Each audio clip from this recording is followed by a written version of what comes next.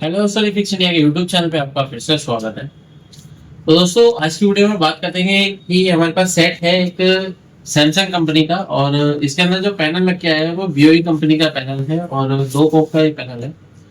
काफी सारे सेटों में देखने को मिलता है, लोकल सेटों में भी आता है, और ये हमारा GIB पैनल है। तो इसके अंदर सबसे पहले मैं आपको प्रॉब्लम दिखाया था, किस तरह की प्रॉब्लम आपको देखने के लिए इसके अंदर मिल रही है। तो जैसे हम सेट को ऑन करते हैं तो अगर आप इसकी प्रॉब्लम देखेंगे तो कुछ इस तरह की प्रॉब्लम है इसका। यहाँ पे आप ये देखेंगे तो सेट ये ऑन हो गया है, लेकिन इसके अंदर जो है हमारे को बार नजर आ रहा है। ये देख सकते हैं किस तरीके से बार हमारे को नजर आ रहा है, और ये जो बार है ये थोड़ा सा देख सकते हैं आप किस तरीके से चल रहा है। यहाँ पे चलता हुआ नजर आ रहा है ये बार। तो सबसे ज्यादा इस पैनल में गेट लाइन की दिक्कत आती है, तो गेट लाइन की तरफ से शॉर्टिंग है या नहीं है, किस तरीके से इसको चेक करेंगे, कैसे रिपेयर करेंगे, इस वीडियो के अंदर आपको पूरी चीजें बताने वाला हूँ। तो यहाँ पे अगर आप देखेंगे तो पैनल का नंबर सबसे पहले मैं आपको दिखा देता हूँ। ये जो पैनल का नंबर है, अगर आप यहाँ पे देखेंगे तो यहाँ पे ये पैनल का नंबर है, यहाँ पे आप ये देख सकते हैं। और इसको अगर हम चेक करना स्टार्ट करते हैं तो सबसे पहले मल्टीमीटर को मैं सेट कर लेता हूँ DC वोल्ट की रेंज पे, और यहाँ पे जो है ये देखेंगे, यहाँ पे जो है एक हमारे पास LVDS कनेक्टर है, और LVDS कनेक्टर पे अगर मैं वोल्टेज चेक करता हूँ तो सबसे पहले जो वोल्टेज मुझे मिल रहा है ये 12 वोल्ट की सप्लाई है। और अभी ये 12 वोल्ट की सप्लाई देखिए, 12 वोल्ट की सप्लाई हमारी जाती है DC टू DC सर्किट में। तो यहाँ पे हमारा DC सर्किट है, और DCIC पे अगर आप देखेंगे तो BOE यहाँ पे लिखा हुआ है। तो यहाँ पे देख सकते हैं आप। तो अभी क्या है कि इसको अगर हम देखेंगे,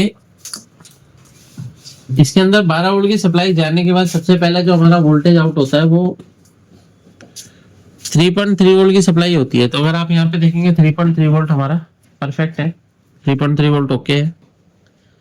ये 3.3 वोल्ट से हमारा जो होता है टीकॉन IC स्टार्ट होती है। तो यहाँ पे आप ये देखेंगे 3.3 वोल्ट ओके है, और ये 3.3 वोल्ट जो जाता है हमारा टीकॉन IC के अंदर जाता है। टीकॉन IC एक इनेबल वोल्टेज भेजती है जिससे कि DC to DCIC gate pulse generate करना स्टार्ट करती है।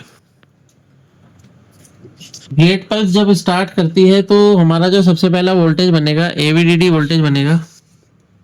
तो AVDD वोल्टेज में मैं यहाँ पे चेक कर रहा हूँ, तो ये हमारा डायोड है, डायोड के एनोड पे चेक करते हैं तो 12 वोल्ट है।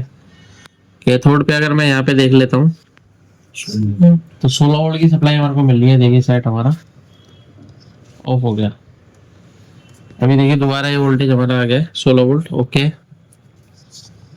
और ये 16 वोल्ट की सप्लाई जो है दोस्तों, ये हमारी जाती है VGH और VGL के लिए, क्योंकि इसे बोलते हैं हम AVDD वोल्टेज। आज ही आपको बताया था AVDD वोल्टेज कितना रहता है, बताया था अभी मैंने।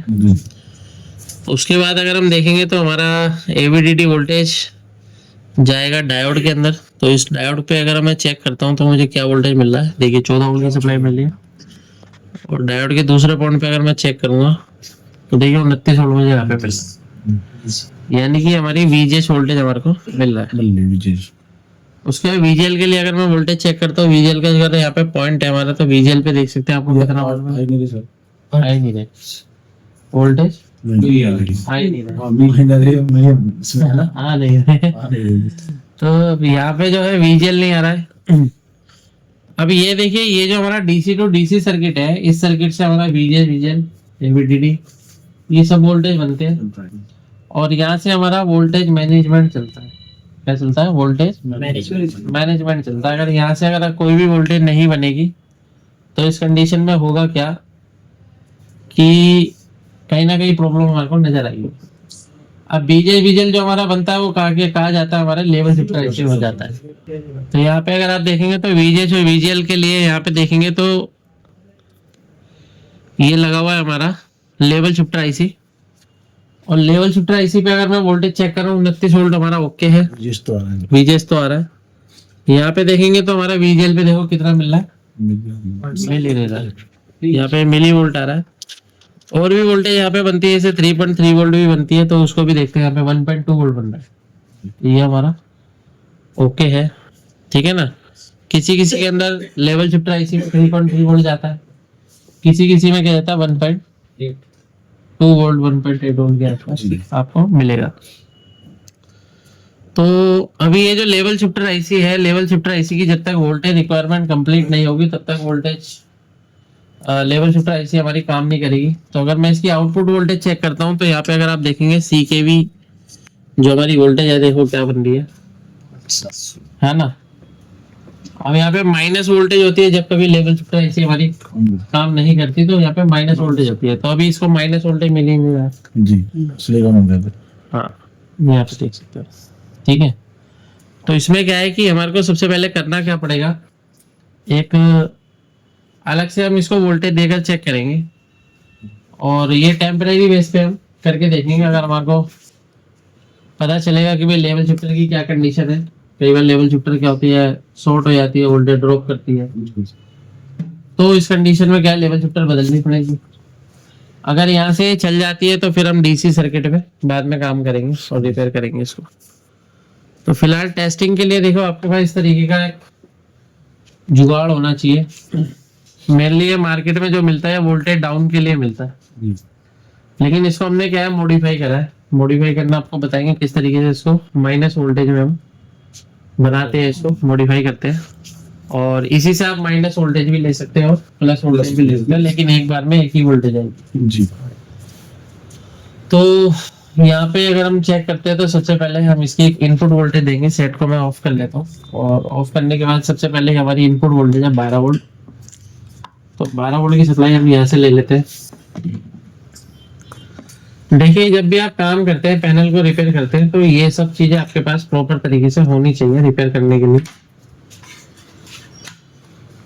जैसे कि ये आप देख रहे हैं बक कन्वर्टर है, तो यहाँ पे क्या होता है कि हमारे को करके देखना पड़ता है। सारे काम ऐसे नहीं है कि एकदम से हो जाते हैं, ये हमारे को स्टेप बाय स्टेप करके देखने पड़ते हैं, तब चीजें हमारे को समझ में आती है। तो मैं यहाँ से एक 12 वोल्ट की सप्लाई ले लेता हूँ। ये देखिए मैंने यहाँ से जोड़ दिया, 12 वोल्ट हमारा फ्यूज पे आ रहा है। दूसरा क्या है कि हम यहाँ पे इसको लेते हैं, इसको माइनस करने के लिए इसको हम ग्राउंड से जोड़ेंगे। तो मैं इसको यहाँ से ग्राउंड से जोड़ता हूँ, देखिए ठीक है। अब इसकी हम पहले वोल्टेज चेक कर लेते हैं। क्रॉस पे पहले नहीं लगाना है, पहले आपको चेक करना है। हाँ, पहले आपको देखना है कि भाई यहाँ पे वोल्टेज हमारी बन रही है या नहीं बन रही है। या पॉजिटिव वोल्टेज बन जाएगी तो लेवल शिफ्टर सही भी होगी तो खराब हो जाएगी। तो सेट को ऑन कर लेते हैं और यहाँ पे देखो वोल्टेज आपकी है ना -6 वोल्ट बन रहा है। अब ये लगाने के लायक हो चुकी है वोल्टेज, ठीक है ना। तो अभी क्या है कि अगर मैं यहाँ पे वोल्टेज देता हूँ और वोल्टेज देने के बाद सबसे पहले हम देखेंगे कि हमारे को आउटपुट में वोल्टेज मिल रहा है या नहीं मिल रहा है, यानी कि CKV के जो ट्रैक है उन पे वोल्टेज मिल रहा है या नहीं मिल रहा है। तो मैं यहाँ से इसको सोल्ड कर देता हूँ, ये देखिए ठीक है, ये हमने सोल्ड कर दिया। इन सोल्डिंग करते टाइम थोड़ा सा यहाँ पे ध्यान देना है कि आपस में कहीं पे भी ये शॉर्ट ना हो। बस अगर ये शॉर्ट हो जाएगा तो कहानी खराब है, ठीक है। तो अभी हमने ये क्या है लगा दिया है और सेट को ऑन करके देखते हैं। सबसे पहले हम CKV की वोल्टेज चेक करते हैं यहाँ पे। तो हमारी CLK1 है, ये CLK1 पे कितना वोल्ट आ रहा है, कितना वोल्ट आ रहा है 11 वोल्ट। देखो यहाँ पे भी 11 वोल्ट आ रहा है, CLK2 CLK3 सब पे हम वोल्टेज चेक करते हैं। तो अभी क्या लगता है पिक्चर बन गई होगी या नहीं, ईमानदारी से। ये देखो पिक्चर की अगर हम कंडीशन चेक करते हैं, ये देखो अभी टेस्टिंग का बोर्ड लगाया हुआ है इसलिए मैपिंग में जा रहा है पैनल। यहाँ पे आप ये देखेंगे टेस्टिंग का बोर्ड है और पैनल हमारा फर्स्ट क्लास तरीके से चल रहा है। बाहर आ रहा था, अभी ओके हो गया, क्लियर हो गया। मैपिंग की प्रॉब्लम हम सोल्व कर सकते हैं क्योंकि टेस्टिंग का बोर्ड है, क्योंकि इसका बोर्ड पे भी दिक्कत है थोड़ी बहुत, उसे भी हम ठीक करेंगे। तो इस तरीके से हम किसी पैनल को आसान तरीके से ठीक कर सकते हैं। ये सब चीजें आपके पास होनी चाहिए रिपेयरिंग करने बैठोगे तो, क्योंकि किसी के पास होती है किसी के पास नहीं होती है, लेकिन आपके पास होनी चाहिए, तभी आप प्रॉपर तरीके से काम कर सकते हैं। तो दोस्तों इस तरीके से किसी पैनल को हम आसान तरीके से रिपेयर कर सकते हैं। वीडियो अगर आपको पसंद आए तो वीडियो को लाइक करें, शेयर करें, कमेंट करें। अगर आप भी एलसीडी एलईडी टीवी रिपेयर की ट्रेनिंग लेना चाहते हैं तो नीचे दिए गए कॉन्टैक्ट नंबर पर कॉन्टैक्ट करें। Thank you friends.